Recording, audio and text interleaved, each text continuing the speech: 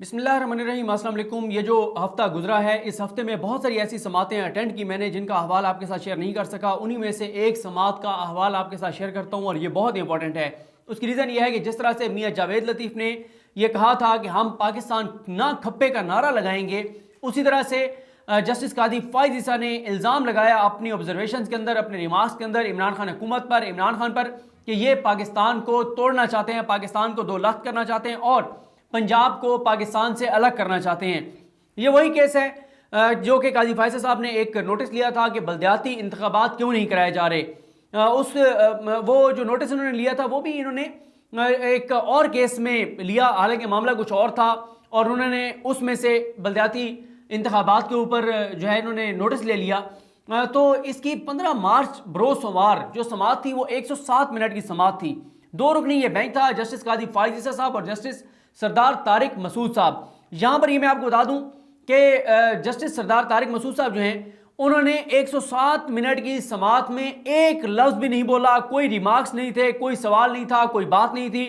107 minute کی مکمل سماعت میں قاضی فائز عیسیٰ صاحب ہی بولتے رہے۔ سماعت کے جیسے آغاز ہوا تو ایڈیشنل اٹارنی جنرل پاکستان عامر رحمان صاحب نے آ کر بتایا کہ اٹارنی جنرل پاکستان خالد جاوید خان صاحب کووڈ کی وجہ سے آئسولیٹڈ ہیں، لیکن اب ویسے انہوں نے آج جو خبر آئی وہ یہ کہ پرائم منسٹر پاکستان سے ان کی ملاقات ہوئی، اور یہ بہت امپورٹنٹ ملاقات ہوگی کیونکہ بہت ساری ایسی چیزیں تھیں جو اٹارنی جنرل پاکستان خالد جاوید خان صاحب کی یہ جو کووڈ کا شکار ہوئے، آئسولیٹڈ تھے، اس وجہ سے بہت سی چیزیں رکی ہوئی تھیں۔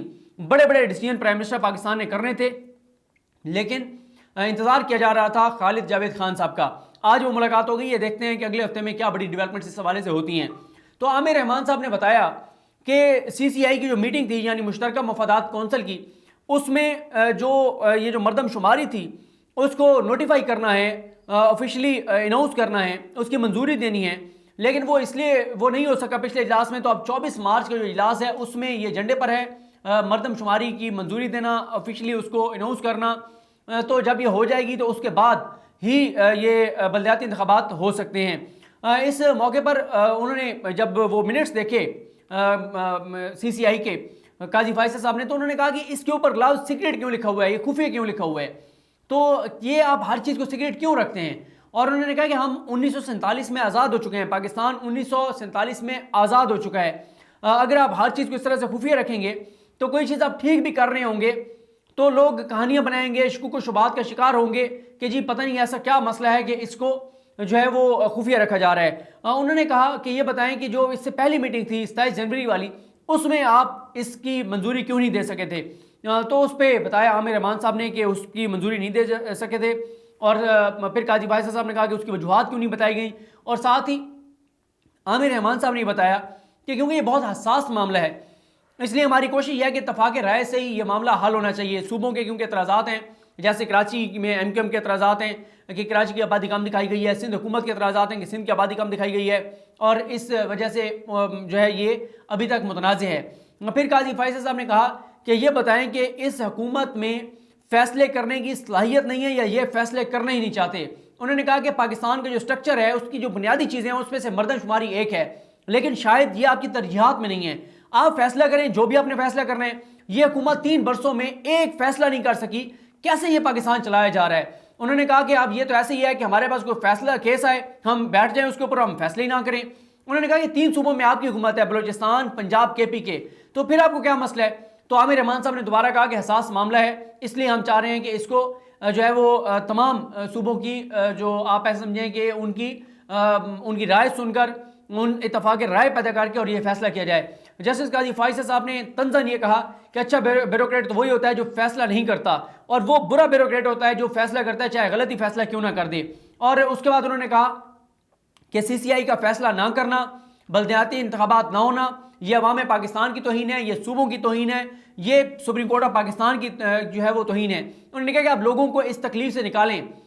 مجھے یہ بتائیں کہ کیوں نہیں حکومت 3 سالوں میں 4 سالوں میں مردم شماری کی جو ہے وہ آفیشلی اناؤنس کر سکی، اس کو منظوری دے سکی؟ کیا اس سے کوئی اور بڑا مسئلہ آ گیا تھا کہ سی سی آئی اس کی منظوری نہیں دے سکی؟ کیا کوئی جنگ چل رہی تھی؟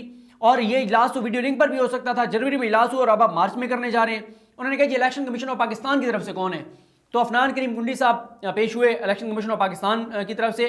انہوں نے ایک ایسی بات کی جو کہ ریٹن بھی تھی، جو کہ الیکشن کمیشن آف پاکستان نے پنجاب حکومت پر بڑے الزام لگایا اور اس کے بعد کافی تلخی آ گئی اس سماعت میں، جب الیکشن کمیشن آف پاکستان کے جو وکیل ہیں انہوں نے بتایا کہ پنجاب حکومت نے 4 فروری سے ایک دن پہلے یعنی 3 فروری کو ایک آرڈیننس جاری کر کے بلدیاتی جو ادارے ہیں ان کے والے جو قانون ہے اس میں تبدیلی کر دی ایک آرڈیننس کے ذریعے، اور انہوں نے ہمیں اعتماد میں نہیں لیا اس پر، اور انہوں نے ساتھ ہی یہ کہا، انہوں نے الزام یہ لگایا کہ اس اقدام سے پنجاب حکومت کے قانون میں تبدیلی کرنے سے الیکشن کمیشن کی جو مکمل تیاری تھی وہ بیکار چلی گئی ہے۔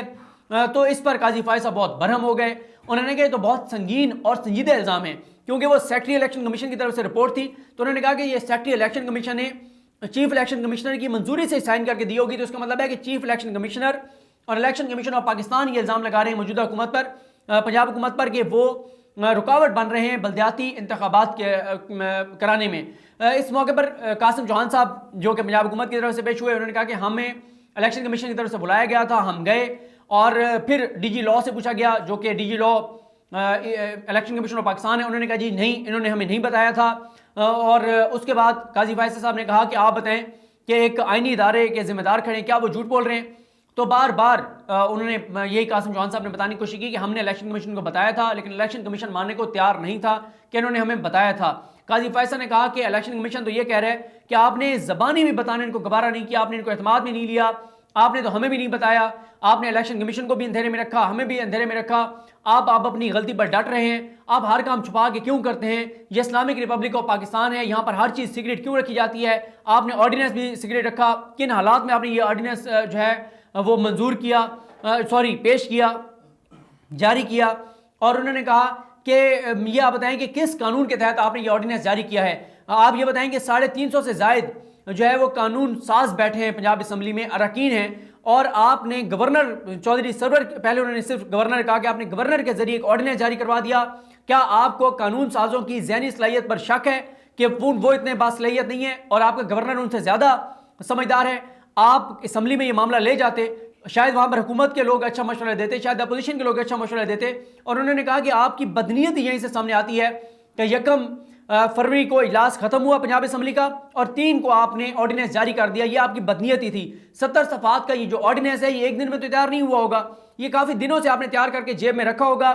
جیسے اسمبلی کا اجلاس ختم ہوا آپ نے اس وقت اس چیز کو بنیاد بنا کر کے، کیونکہ اسمبلی کا اجلاس نہیں چل رہا، اور آپ نے آرڈیننس جاری کر دیا۔ انہوں نے کہا کہ آپ کابینہ کے منٹس دکھائیں گے کب کابینہ نے اس کی منظوری دی تھی۔ انہوں نے کہا ایڈوکیٹ جنرل احمد اویس کہاں پر ہیں؟ بتایا گیا کہ ان کی کمر میں درد ہے اس لیے وہ نہیں آئے، تو قاضی فائز صاحب نے کہا کہ وہ عدالت کو فیس نہیں کر سکتے اس لیے وہ نہیں آئے۔ اس کے بعد انہوں نے کہا کہ یہ بتائیں کہ کیا گورنر جو ہے وہ عوام کا منتخب نمائندہ ہے یا وہ ایک شخص کا نامزد کرتا ہے؟ قاضی فائز صاحب نے کہا کہ وزیر اعظم نے اس کو نامزد کیا، صدر نے اس کو لگایا، تو ایک بندہ جو ہے اگر اس نے بیٹھ کر پورے صوبے کے فیصلے کرنے ہیں تو پھر آپ اسمبلی کو بند کر دیں، پنجاب اسمبلی کو بند کر دیں۔ انہوں نے کہا کہ کبھی کبھی مجھے لگتا ہے کہ میں سپریم کورٹ میں نہیں لاء اسکول میں بیٹھا ہوں، کیونکہ ایک قانون ہمیں جو وکیل یہاں پر حکومتی پیش ہوتے ہیں ان کو پڑھانا پڑتا ہے۔ انہوں نے کہا کہ یہ کہیں باہر سے آئے ہیں، یہ لارڈ ہیں، یہ جو وائسرائے ہیں، یہ چودھری سرور صاحب جو آئین کے ساتھ یہاں پر کھیل رہے ہیں، اور آپ تو آئین، انہوں نے پنجاب حکومت کے وکیل قاسم چوہان صاحب کو کہا کہ آپ آئین کا مذاق اڑا رہے ہیں، آپ جمہوریت کا تمسخر اڑا رہے ہیں۔ انہوں نے کہا کہ کہاں گورنر نے کہاں لکھا ہے کہ وہ مطمئن تھے حالات سے اور قانونی طور پر وہ مطمئن تھے کہ انہوں نے جو ہے وہ یہ آرڈیننس جاری کر دیا؟ انہوں نے کہا کہ ایسا تو ملٹری رول میں ہوا کرتا تھا، لیکن اس دور کو، ڈکٹیٹرز کے ان دور کو اچھے الفاظ میں یاد نہیں کیا جاتا۔ انہوں نے کہا کہ آپ کیا اس ڈکٹیٹرز کے ان دور کو، ملٹری رول کو کیا آپ سپورٹ کرتے ہیں، اس کو آپ ٹھیک کہتے ہیں؟ اور انہوں نے کہا یہ صاحب پاکستان میں گورنر رکھنے کے آئے تھے چودھری سرور جو ہے، یہ کیا امپورٹنٹ ہیں؟ یہ جمہوریت کو تباہ کرنے آئے ہیں، یہ جمہوریت کو ڈیمولش کرنے آئے ہیں؟ کیا ایک شخص اسمبلی کو بائی پاس کر سکتا ہے؟ انہوں نے کہا کہ یہ بات واضح ہو گئی ہے کہ آپ بلدیاتی انتخابات چاہتے ہی نہیں ہیں، آپ نے ایک آرڈیننس کے ذریعے الیکشن کمیشن کی تمام تیاریوں پر پانی پھیر دیا۔ گورنر کا عہدہ غیر سیاسی ہوتا ہے، وہ ایک بیان نہیں دے سکتا، لیکن اس وقت گورنر پنجاب جو ہے، ان کا جو گورنر ہاؤس ہے وہ سیاسی ایکٹیویٹیز کا گڑھ بن چکا ہے۔ انہوں نے کہا کہ آپ پاکستان کے ساتھ کیا کھیل کھیل رہے ہیں؟ بیوروکریٹس سیاسی جماعت کے نوکر بنے ہوئے ہیں۔ قائد اعظم نے کہا تھا کہ بیوروکریٹس عوام پاکستان کے نوکر ہیں۔ انہوں نے کہا یہ سیکٹری صاحب کون سے گریڈ کے ہیں جو بار بار ہاتھ اٹھا رہے ہیں، اس کو ذرا بات کرنے دیں، اب اگر اس نے ہاتھ اٹھایا تو میں اس کو عدالت سے نکال دوں گا۔ نور الامین مینگل جو سیکٹری ہیں بلدیاتی ادارے کو جو دیکھتا ہے، وہ انہوں نے آ کر کہا انہوں نے بات کرنے کا آغاز کیا. انہوں نے کہا جی میرے سٹاف نے مجھے بریف کیا. جیسے انہوں نے یہ بات کی تو قاضی فائز صاحب برہم ہو گئے. انہوں نے کہا آپ اتنے بڑے افسر لگ گئے کہ آپ کا سٹاف آپ کو بریف کرے گا, آپ کو پتہ نہیں ہے. انہوں نے کہا جی مجھے یہ پہلے ایک میٹنگ کا بتایا گیا کہ ہوئی تھی. تو قاضی فائز صاحب نے کہا کہ آپ سنی سنائی بات کر رہے ہیں کہ آپ کو کسی نے بتایا, جب آپ کو پتہ نہیں ہے تو آپ بار بار ہاتھ کیوں کھڑے کر رہے ہیں. دوبارہ انہوں نے نور الامین مینگل نے بتانے کی کوشش کی کہ سر میں اس اجلاس کے بارے میں بتانا چاہتا ہوں جس میں راجہ بشارت بھی موجود تھے, چیف سیکرٹری بھی موجود تھے, میں بھی موجود تھا. اس میں ہم نے الیکشن کمیشن کو بتایا تھا, لیکن قاضی فیصل صاحب یہ سننے کو تیار نہیں تھے. وہ یہی کہتے رہے کہ نہیں نہیں آپ نے نہیں بتایا تھا الیکشن کمیشن کو, کیونکہ الیکشن کمیشن نے لکھ کر دے دیا ہے کہ آپ نے ان کو نہیں بتایا تھا. الیکشن کمیشن سچ بول رہا ہے, آپ سب لوگ جھوٹ بول رہے ہیں. قاضی فیصل نے کہا کہ میں آپ کو توہین عدالت کا نوٹس جاری کروں گا اور میں آپ کے بارے میں سب کچھ لکھوں گا. آپ بولنا چاہتے ہیں تو آپ بولیں, آپ کا کیریئر تباہ ہو جائے گا جو کچھ آپ کر رہے ہیں, اور بولیں. تو انہوں نے کہا کہ آپ صرف سچ بول رہے ہیں, باقی سب جھوٹ بول رہے ہیں. پھر انہوں نے کہا قاسم چوہان کو کہ اس کو روکیں اور ورنہ اس کو کہیں کہ یہ جو باتیں کر رہے ہیں یہ بیان حلفی دے. تو پھر اس موقع پر قاسم چوہان صاحب نے نور الامین مینگل صاحب کو پیچھے کیا. قاضی فیصل نے ان کو کہا کہ جا کر بیٹھ جائیں, اب اگر آپ نے ہاتھ کھڑا کیا تو میں آپ کو عدالت سے باہر نکال دوں گا.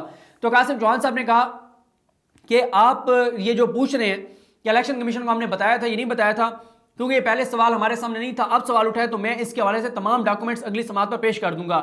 قاسم چوہان صاحب نے اس موقع پر کہا کہ کیونکہ تحریک انصاف کا منشور یہ تھا کہ وہ بلدیاتی اداروں کو مضبوط کریں گے, نیچے تک اختیارات منتقل کریں گے, تو اس لیے یہ قانون جو ہے اس میں تبدیلی لائی گئی ہے. اس پر بھی قاضی فیصل شدید برہم ہو گئے. انہوں نے کہا کہ آپ حکومت کے وکیل ہیں یا سیاسی جماعت کے؟ کیا حکومت قانون سازوں اور اسمبلی قانون سازوں اور سیاسی جماعت میں کوئی فرق نہیں ہے؟ میں عدالتی کیریئر میں پہلی مرتبہ دیکھ رہا ہوں, اپنے عدالتی کیریئر میں پہلی مرتبہ دیکھ رہا ہوں کہ ایک حکومتی وکیل سرکاری جماعت کا منشور دلیل کے طور پر پیش کر رہا ہے. آئین کو کچھ تو عزت دیں. جسٹس قاضی فیصل صاحب نے کہا کہ میں اس ملک کے مستقبل کے بارے میں خوف زدہ ہوں.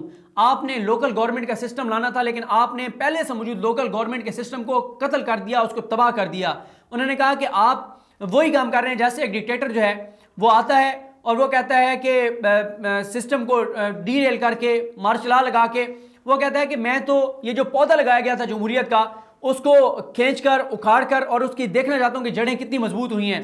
آپ کو یہ قانون اسمبلی میں لانا چاہیے تھا, اپوزیشن بھی رائے دیتی, لیکن آپ شاید اپوزیشن کو برداشت نہیں کر سکتے کیونکہ آپ میں تحمل اور برداشت نہیں ہے. لیکن معاشرے اور نظام تحمل اور برداشت سے چلتے ہیں. اگر کوئی آپ کی صوبائی حکومت کو اس طرح سے اکھاڑ کر پھینک دے تو آپ کیا کریں گے؟ جس طرح سے آپ نے بلدیاتی اداروں کو ایک فیصلے سے گھر بھیج دیا. وہ کہتے ہیں کہ آپ آج کہہ رہے ہیں کہ آپ اس میں شفافیت لانے کے لیے آپ نے آرڈیننس جاری کیا, 3 ماہ بعد آپ مزید شفافیت کے لیے کوئی اور آرڈیننس لے آئیں گے. انہوں نے کہا لوگوں کے چھوٹے چھوٹے مسائل ہوتے ہیں جو بلدیاتی ادارے ہی حل کرتے ہیں. کسی کو نالی کا مسئلہ ہے, کوئی پانی کا مسئلہ ہے, کسی کو کوئی اور مسئلہ ہے. یہ سارے مسئلے بلدیاتی اداروں سے متعلقہ ہیں جو کہ بلدیاتی ادارے آپ مضبوط نہیں کرنا چاہتے, جو کہ بلدیاتی ادارے آپ ان کے انتخابات آپ نہیں کرانا چاہتے. انہوں نے کہا کہ کیا گورنر پنجاب پڑھے لکھے ہیں؟ ان کے پاس ڈگری کیا ہے؟ کیا انہوں نے آرڈیننس پڑھا ہے؟ وہ واپس بھی بھیج سکتے تھے. لیکن یہ تو توہین عدالت میں آتا ہے کہ معاملہ سپریم کورٹ میں تھا اور آپ نے آرڈیننس پاس کر دیا, آپ نے آرڈیننس جاری کر دیا. ایسا تو وائس رائے بھی نہیں کرتے تھے. یہ جمہوریت کی نفی ہے. جب معاملہ اسمبلی میں جاتا ہے تو اجتماعی وزڈم جو ہوتا ہے وہ اس کے تحت غور کیا جاتا ہے, اور اسلام بھی کہتا ہے کہ آپ کولیکٹیو وزڈم جو ہے اس کے تحت فیصلے کرتے ہیں. انہوں نے کہا کہ کابینہ کے منٹس کہاں پر ہیں جہاں آرڈیننس کی منظوری دی گئی تھی؟ اس موقع پر نوازش علی پیرزادہ جو ایڈوکیٹ ہیں انہوں نے بتایا کہ انہوں نے یہ جو فیصلہ تھا پنجاب حکومت کا اس کو چیلنج کیا تھا. پہلے رجسٹرار نے اعتراض لگائے, پھر چیمبر سے وہ اعتراضات دور ہوئے, پھر یہ اوپن کورٹ میں لگا مشیر عالم صاحب کے بینچ میں.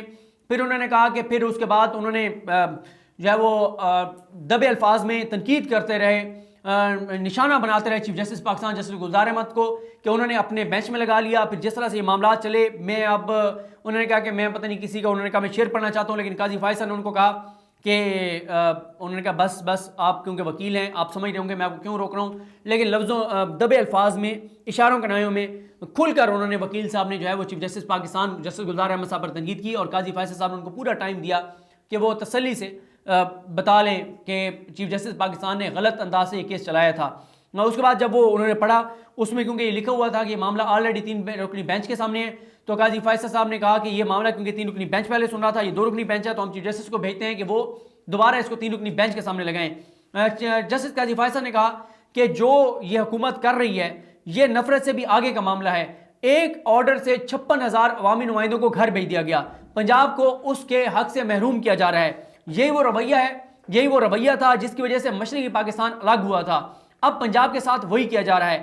اب آپ پنجاب کو پاکستان سے الگ کرنا چاہتے ہیں صرف اپنے اقتدار کو طول دینے کے لیے. انہوں نے کہا کہ آپ صرف اقتدار اور طاقت کے نشے میں اور ہوس میں ہیں.